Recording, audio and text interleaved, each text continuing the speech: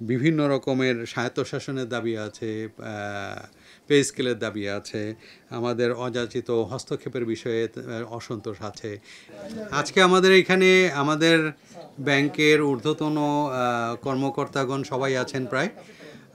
আজকে আপনারা জানেন যে দেশের পরিবর্তিত পরিস্থিতিতে কর্মকর্তা কর্মচারীদের মধ্যে সৃষ্ট দীর্ঘদিনের যে অসন্তোষ, সেই অসন্তোষের বিষয়ে কর্মকর্তা কর্মচারীগণ তাদের বিভিন্ন দাবি দেওয়া প্রশাসনিক কর্তৃপক্ষের কাছে উপস্থাপন করেছে। কেন্দ্রীয় ব্যাংকের পূর্ণাঙ্গ স্বায়ত্তশাসন, অযাচিত রাজনৈতিক হস্তক্ষেপ, ব্যাংকিং খাতে দুর্নীতি ইত্যাদি বিষয়ে বাংলাদেশ ব্যাংক অর্ডার সহ সকল আইন সংস্কারের প্রস্তাবনা উপস্থাপন করেন। তারা সরকার কর্তৃক চুক্তিভিত্তিক নিয়োগকৃত ডেপুটি গভর্নর, বিএফআইউ প্রধান ও পলিসি অ্যাডভাইজারের পদত্যাগ দাবি করেন। পদত্যাগ ও উত্থাপিত বিষয়গুলো বিদ্যমান আইন অনুযায়ী সরকারের এখতিয়ারভুক্ত হওয়ায় অন্তর্বর্তী সরকার গঠিত হলে তা দ্রুত সময়ে সরকারের বিবেচনার জন্য প্রেরণের সিদ্ধান্ত গ্রহণ করা হয় এবং সরকারের নির্দেশনা মোতাবেক পরবর্তী কার্যক্রম গ্রহণের আশ্বাস প্রদান করা হয়। ব্যাংকের সকল কর্মকর্তা কর্মচারীদের ব্যাংকের আইন শৃঙ্খলা বজায় রেখে শান্তিপূর্ণভাবে দায়িত্ব পালনের জন্য আহ্বান জানানো হয়। কেন্দ্রীয় ব্যাংকের সকল স্বাভাবিক কার্যক্রম অব্যাহত রয়েছে। ধন্যবাদ সবাইকে। না, পদত্যাগের বিষয়টা হচ্ছে পদত্যাগের দাবি করা হয়েছে, সেইটা আপনারা জানেন যে পদত্যাগ আসলে তারা চুক্তিভিত্তিক নিয়োগপ্রাপ্ত সরকার থেকে, এবং সরকারের মাধ্যমেই এটাকে ফাইনাল করতে হবে। তারা মৌখিকভাবে কি কোনো পদত্যাগ, আমরা দেখলাম একটি কাগজে কাজী সাহেবুর রহমান পদত্যাগ পত্র জমা দিয়েছেন, সেটা গ্রহণ করার বিষয় হলো সরকারের, কিন্তু তারা কি করেছে কিনা তারা কার কাছে দিবে, মানে জিনিসটা তো একটা আছে, সরকার, তাদের অ্যাপয়েন্টিং অথরিটি কে? সরকার। সুতরাং সরকার ছাড়া তো তারা কারো কাছে পদত্যাগপত্র দিতে পারবে না।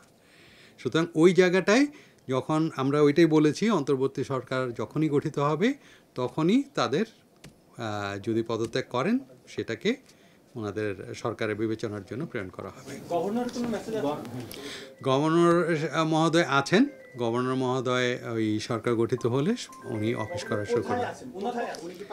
সেইটা তো আমাদের কাছে সেই তথ্য নেই, উনি আছেন বাংলাদেশে।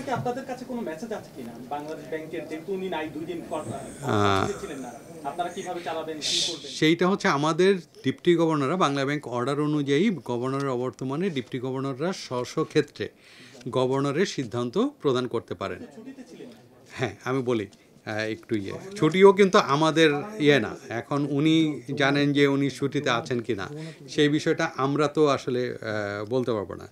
তো ওনার অবর্তমানে যে ডিপটি গভর্নর যার যার পোর্টফোলিওতে চূড়ান্ত সিদ্ধান্ত গ্রহণ করবেন। এখন যেহেতু ওনারা বলেছেন যে মৌখিকভাবে তাদেরকে বলা হয়েছে তারা পদত্যাগ করবে অথবা তাদের দাবি করা হয়েছে, তাহলে এখন এই ডেপুটি গভর্নরদের দায়িত্বটা কে পালন করবে যদি অন্তর্বর্তীকালীন সরকার গঠন করতে আরেকটু সময় লাগে? 24 ঘন্টা 48 ঘন্টা। আপনি হ্যাঁ, আপনার প্রশ্নটা বলছি যে আমরা সাধারণত বাংলার ব্যাংকের দু ধরনের কাজ আছে। অপারেশনাল একটা কাজ আছে, যেটা আসলে কিন্তু একবারে আমাদের অপারেশন লেভেলে সংগঠিত হয় এবং ডিপার্টমেন্টাল হেডরাই এটা থাকেন। আর কিছু আছে পলিসি লেভেলের কাজ। সাধারণত পলিসি লেভেলের কাজগুলো যেহেতু এখনও আমাদের সরকার গঠিত হয়নি, সরকার গঠিত না হওয়া পর্যন্ত এই ধরনের বড় কোনো পলিসি লেভেলের কাজ হয় না। সুতরাং এখন যে কার্যক্রম আছে সেটা কিন্তু আমাদের অপারেশনাল লেভেলের কার্যক্রম, এবং সেটা কিন্তু আমাদের পরিচালক পর্যায়ে এবং আমাদের যে কর্মকর্তারা আছেন তারাই ডিসপোজাল দিয়ে থাকে। বলেছেন আরো একটু স্পষ্ট করে বলবেন আসলে তারা কেন পদত্যাগটা দাবি করেছেন, আপনি মানে একটু বলেছেন, এলাবোরেটলি বলা যায়? মূলত এখানে যে জিনিসটা আছে যে আপনারা জানেন যে আমাদের বিভিন্ন রকমের স্বায়ত্তশাসনের দাবি আছে, পে স্কেলের দাবি আছে, আমাদের অযাচিত হস্তক্ষেপের বিষয়ে অসন্তোষ আছে।